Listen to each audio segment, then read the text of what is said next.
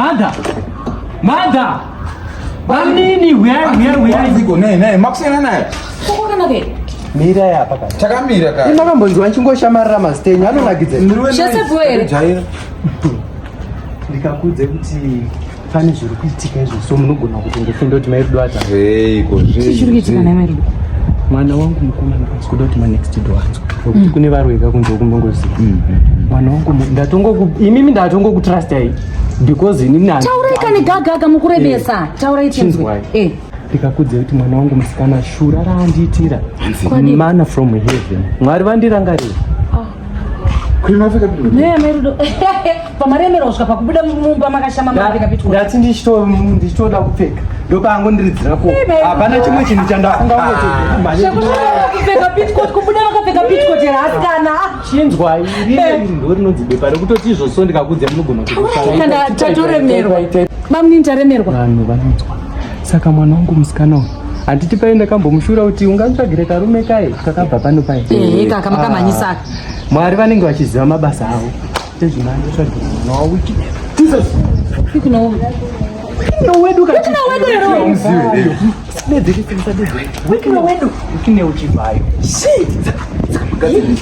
Magazira hivi. Mairudo akamuona kupi? Mwari uyu. Nyasha dza Mwari. Mwana yanaka. Chinzwa ina. Saka inongo situation iyi vangoiti ku surprise. Atozondidza kuti mama ndakutouya naye chongo. Ari kuya panapa? Pani. Saka manje. Mwana waChivhayo. Mwana wase Chivhayo. Ndikuti ndoda kuti muite ma preparations. Handiti. Ini manje magana ndinachikumbiro kana ka $100 bamune money for 100. So that totenga mbudzi, totenga huku, madrinks. Nokuti akakeka. Mari gomairudo 100 bamune. Amairudo amudzose mari. Imimi mungaite kutamba naChivhayo kuti anotengera nyika dzetu. Ka 200. Anotozokudzosera akamba 200 million. Zona msanditaurire. Inde anenge Aiwa tongupai mati 100. Kuprepare for muenzi wedu. Mwana wana kuye. Wicknell. Saka chipinda ini ndakutomanya kusindika. Chenewo munopfeka mairudo. Ndo ndipata mari kacho. Komana. Raumana. Asvike. Inimi madongoroi.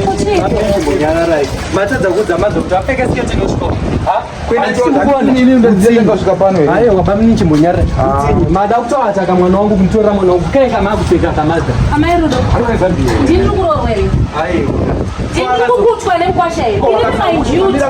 Mind you takabogarisana pano. Handiti. Tokutanga tutaiti nyangwa wakauya.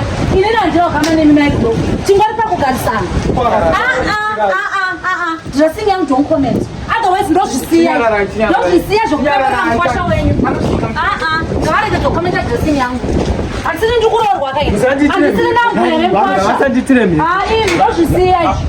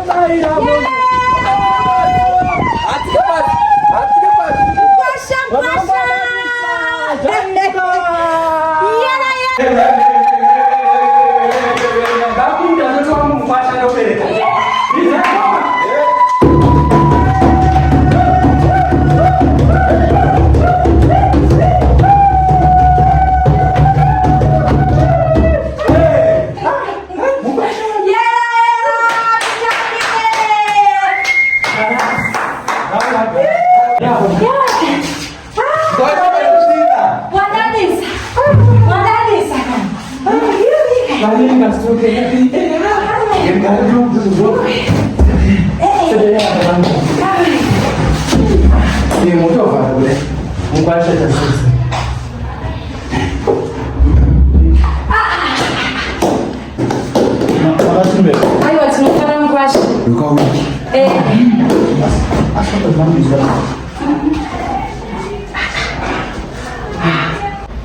Ko zvasina butsi mudura wani. Hanziko matanga hanziko.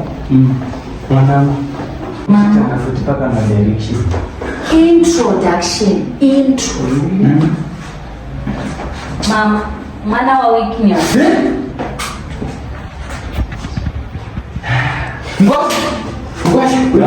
Musabe bukire ungemujameza mama.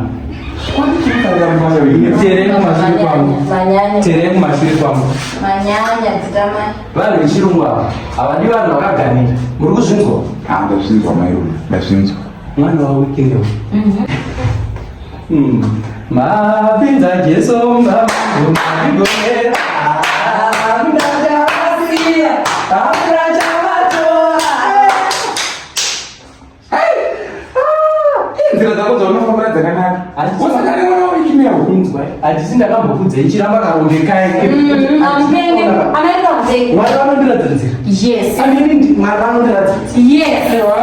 Vanokunzwa so ndoda kutoti ndatobva kufonera landlord ndavaitei nhasi ndikati makajaidzwa Anotongombatama futhi. kutowapa mari kuita penyu Christmas vakapegori.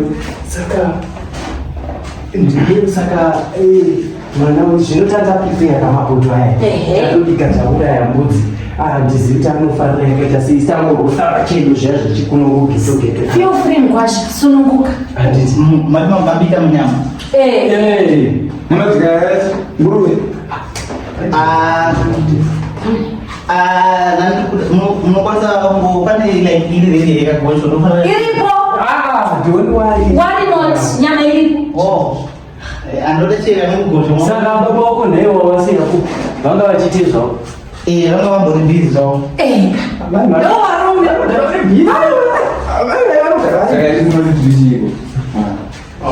vanga vari bhizi ndakati vasira bhizi mufamu vachatimuyisa magaroziremufamu nongoza sengoinekunaya saka vambori bhizi mumafa zvekuti chibantu vakarema mataivatari matinye vaikuita sei iri kuuya nani nyama iripo mwana nyama iripo firufiri uchadya Kamini ndibvunzewo. Matinosiya baba kufama. Kwao. saka ndodari kutaura kuti saka zvekufamba imi mungabvunzira agara vane mafamu saka mwanangu kumusha kwana baba vako kuWicknell ndikupi tinongongozvakangowanzwanzwa asati takamboaona ndikoka kwedi isusu tisi tinobva kuvandarweni saka unozonzani sene muzita rako unonzani inini ndinonzi Liyo Chibanda ndosinenyedula Chibanda Liyo Chibanda kana uchiti chibanda Chibanda chipi? Chibanda senini isenini yedu Wicknell Chibanda kana uchiti vanonzi Wicknell Chibanda yavanozoshandisa kuti Chivhayo ndiyani pasocial media mumatv vanotengera aiwa baba wangu mimi hawasi kunekani Wicknell Chibanda sasa nitawa tutapasa mafama bila malicho kune isu tora na mali sasa watu Wicknell Junior Chibanda sasa kwa ndo Wicknell Senior Chibanda The same the Wicknell wedo hero. GD6 Wicknell wedo hero. Nema abangu baba wangu Wicknell wedo hero. Since nitabu wale mazutezwa wale misala hizo Aye.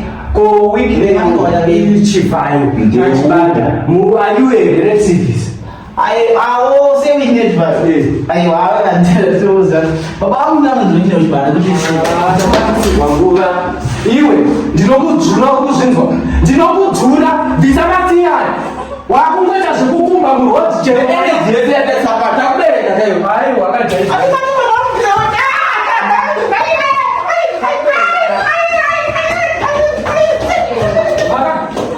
makagare pakumatipaa Mairula mari yangu yandakakupa yamedu zvimwe zvose zvinadhira amene ndinaukamaneko kuda mari yangu mairu mari yangu ngaikude zvayo yandakakupai Ayo kana makuta. Ayo mama yedu kani tuna mali yangu kani. Izvi zvese zvandakutonzwa panapa izvi mamunhu. Tuna mali yangu mairo. Mandipa mari yenyu nenhero kuti tese tanga tichitobara tichitoti mwana waWicknell uchibva. Ndiyakuya pana. Ndidza koedza. Chibanda chakopi. Chibanda chani. Mari tuna mali yangu. Tuna mali yangu chete. Tuna mali yangu. Ndatenga mbudzi, huku, kukweretera munhu asi rombe zvaro rombe. Ende Mwari munondidarire.